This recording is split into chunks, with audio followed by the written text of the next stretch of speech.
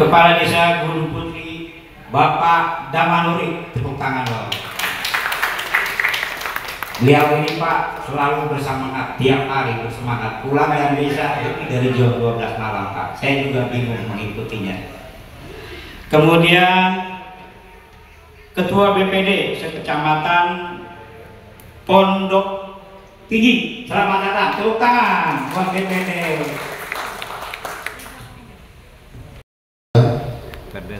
Yang saya hormati Ketua Persatuan DPD Seluruh Indonesia Kecamatan Pondok Tinggi Bapak Malik Saesos. Yang saya hormati Pak Kapolsek yang diwakili oleh Babin Kamtibmas. Yang saya hormati Ketua BPD Desa Gunung Putri dan Ketua BPD Sekecamatan Pondok. Betul ya kan? Nah, ini apakah ada suatu aturan ataupun istilahnya perdes yang harus dilaksanakan atau bagaimana? Ya kan? Betul. Nah, kalau untuk pengadaan kita alhamdulillah 90% itu dari CSR Pak. 10%-nya dari uang pribadi. Uang pribadi siapa Pak? Uang pribadi Pak Kades. Jadi kita belum ada barang yang dibeli dari anggaran desa. Jadi kita belum ada Pak. Makanya karena kita kan kebetulan waktu kita pertama launching ini kebetulan baru 1 tahun lewat ya Pak, baru 1 tahun lebih. Kita waktu tahun pertama itu kita launching bulan Januari, otomatis untuk pengadaan itu kan harus tahun 2022 dong. Sedangkan kita tidak melakukan pengadaan. Jadi mau nggak mau kita usahakan bisa. Nah kebetulan 4 komputer ini kemudian TV, sofa dan juga beberapa fasilitas itu juga ada yang dari Perpusnas. Kemudian juga ada yang dari dinas, ada juga yang dari perusahaan kayak meja, AC. Kemudian itu juga kita dapat AC lagi depan dari perusahaan juga. Nah itu jadi kita benar-benar full CSR Pak. Nah karena di samping itu kita tidak punya anggaran, makanya kita luncur. Ternyata kita punya tanggung jawab untuk membantu perpustakaan yang lain gitu Pak. Tapi sebelum masuk ke sana saya ingin jelaskan dulu yang kedua. Kita melakukan penjualan ini karena kita memiliki unit usaha Pak. Unit usaha itu kan tidak dilarang. Apalagi dalam perpustakaan, mau perpustakaan pemerintah desa dan lainnya, bahkan perpusnas pun bikin restoran Pak di dalam perpustakaannya.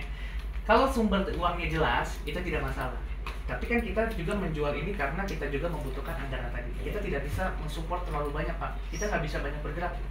Kita kalau misalkan hanya mengandalkan anggaran desa, apalagi tahun ini kita hanya dapat sekian juta aja, nggak sampai, kita cuma dapat 2.400.000 tahun ini Pak.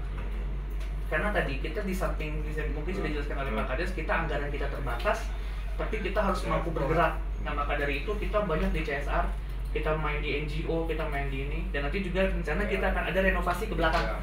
Itu kita masih ada 13 meter kali 5 meter, itu akan dibangun oleh NGO. Jadi akan diperluas lagi, kita akan punya view Setu Gunung Putri itu Pak. Di danau yang di belakang itu, kita akan punya view itu.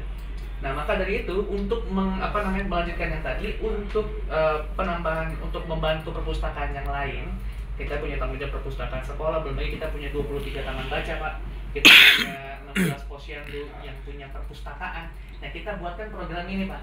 Jadi kita mengajak masyarakat untuk bersama, ayo kita bantu perpustakaan yang lain yang belum punya buku, belum punya fasilitas, makanya kita buatkan fasilitas ini. Jadi kita mengajak masyarakat. Jadi kadang-kadang ada yang ingin donasi tapi mereka nggak punya buku. Ya udah nggak apa-apa. Kalau donasi uang bisa nggak? Bisa. Nah makanya kita bikinkan aja paketnya.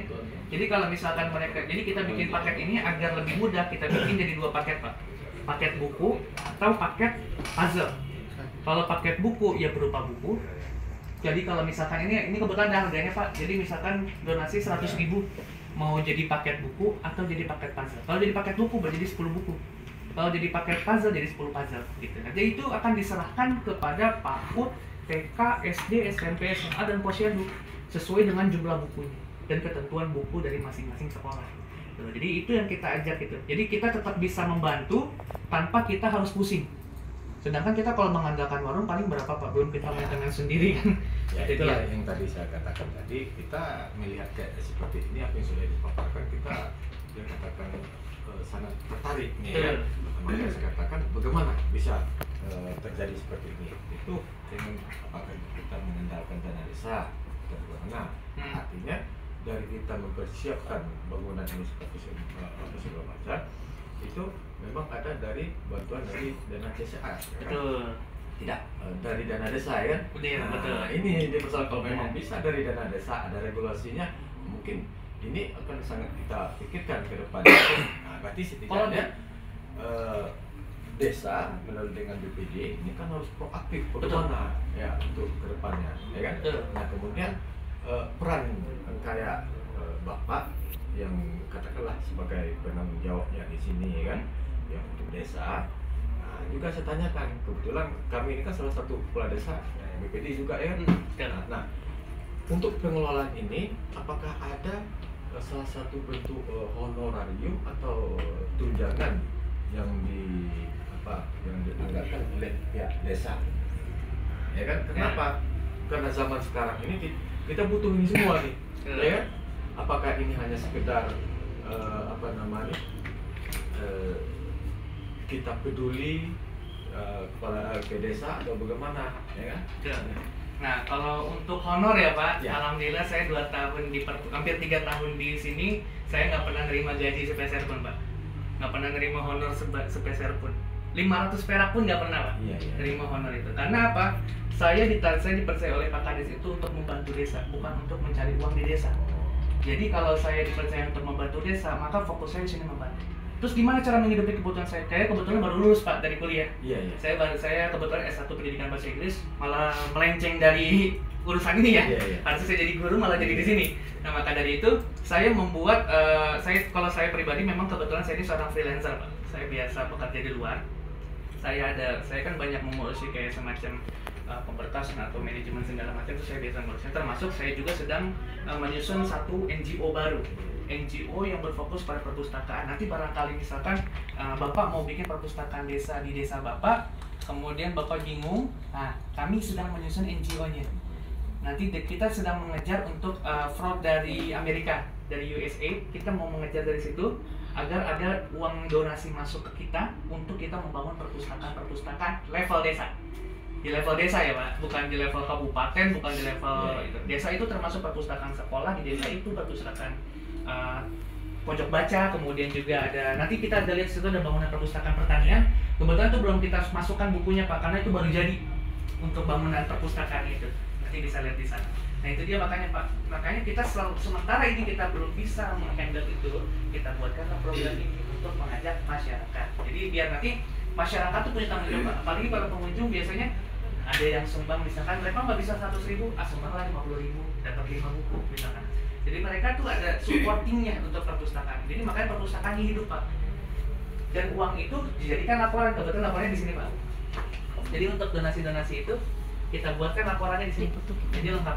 Ini untuk transparansi. Kita uangnya untuk apa, masuk ke sekolah mana, bulan apa. Jadi itu masuk ke situ. Jadi dari uang-uang yang masuk donasi itu kita serahkan bukunya personal, kita kirimkan dokumentasinya, atau mereka sendiri yang mau menyerahkan. Kita hanya memfasilitasi. Jadi begitu. Kebetulan kita sudah dapat bantuan dari PBB juga, sekian juta untuk pembelian buku aja ya, buku top. Untuk dari PBB ini, kebetulan saya waktu itu diundang ke Jakarta, ke kantornya, kantor PBB itu. Mereka menyerahkan sekian juta uang untuk membantu kami pengadaan buku.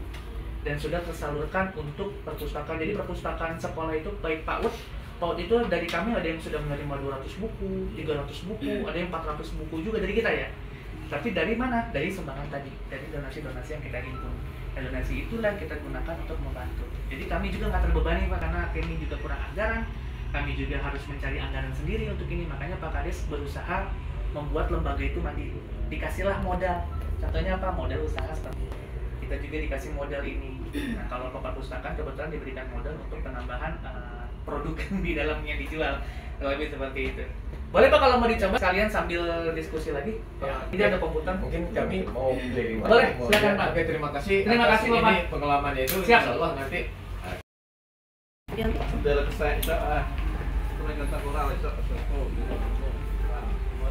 Itu Mi.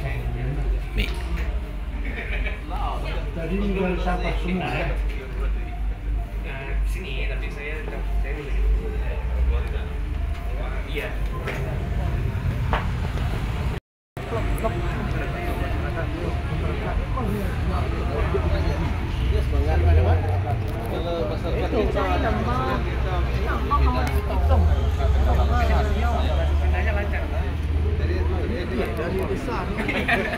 Bener lancar aja tadi. Keluarnya dia masih di sini. Iya, yang bertanggung jawab bisa jadi dulu untuk Silakan Pak, di sebelah sana ada ruang CCTV.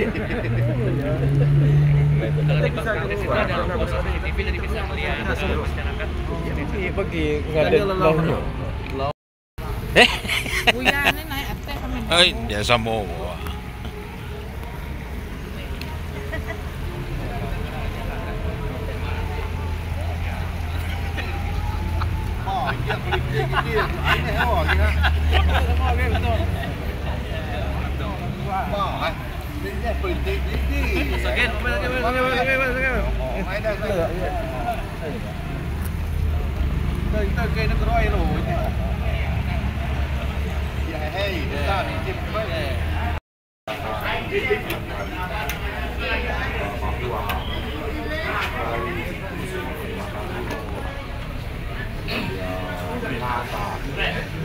Bahkan kalau Minahasa Utara itu lain. Ini tonton gitu presentasi saya. Artinya tahu buat. Makasih banyak sih. Rupanya dia nonton di sana.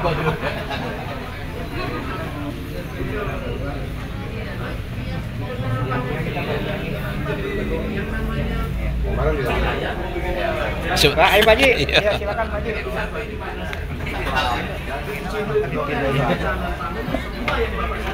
Lebih baik kembali ke habitat.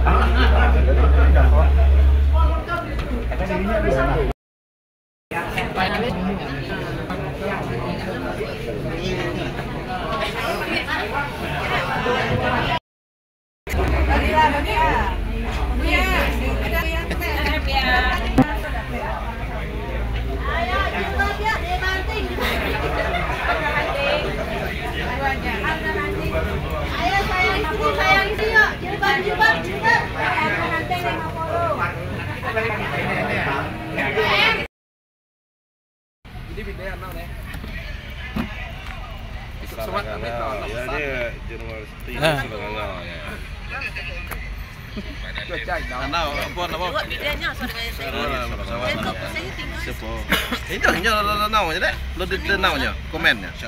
Ya, tidak bisa berhenti di pejabat. Terus mau ketan. Terus Anu dekat tanah lo ya lega deh.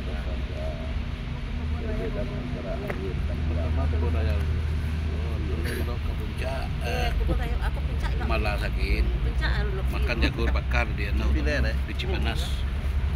Yang komen mana? Sedikit tahu jalan aula nih. Dia juga sama kayak aula nih. Ya.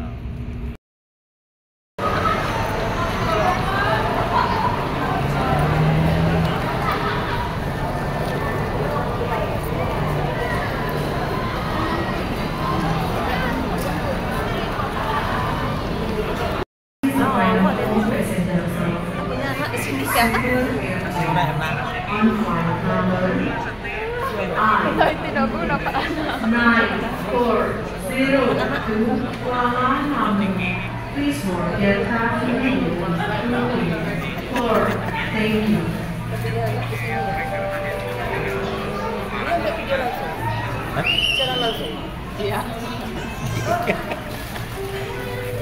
Iya. Dia secara langsung.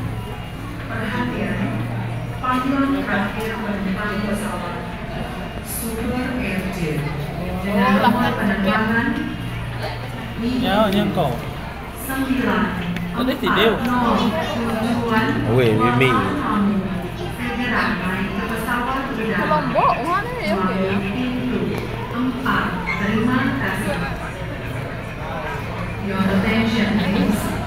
This is the final call passengers of Super Mana tegak dia ya? on flight number I Tidak tahu. 940